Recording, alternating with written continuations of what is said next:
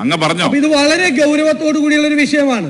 ശബരിമലയിൽ നിന്നും 4 കിലോ സ്വർണം ഹൈക്കോടതി അറിയാതെ, ഉദ്യോഗസ്ഥർ അറിയാതെ അടിച്ചു മാറ്റിയൊരു വിഷയമാണ്. ശബരിമല ഭക്തരെ മുഴുവൻ ഞാൻ പറഞ്ഞല്ലോ, ഈ വിഷയം വളരെ ക്ലിയർ കട്ടായി പറഞ്ഞു. ഇത് ഫ്ലോറിനകത്ത് സബ്ജുഡീസ് ആണ്.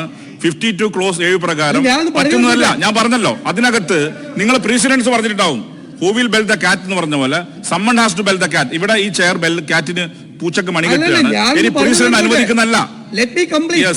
പറഞ്ഞോട്ടെ. ഗൗരവതരമായി അയ്യപ്പ ഭക്തരെയും വിശ്വാസികളെയും മുഴുവൻ വിഷമത്തിലാക്കിയ ഗുരുതരമായ പ്രശ്നമാണ്. ഗവൺമെന്റ് അവരെ സംരക്ഷിക്കുകയാണ്, ദേവസ്വം ബോർഡ് അവരെ സംരക്ഷിക്കുകയാണ്.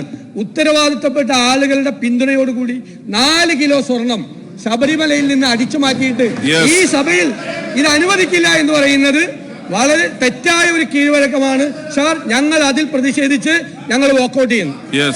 പാർലമെന്ററി മിനിസ്റ്റർ അങ്ങ് ഇവിടെ ശരിയായി ചൂണ്ടിക്കാണി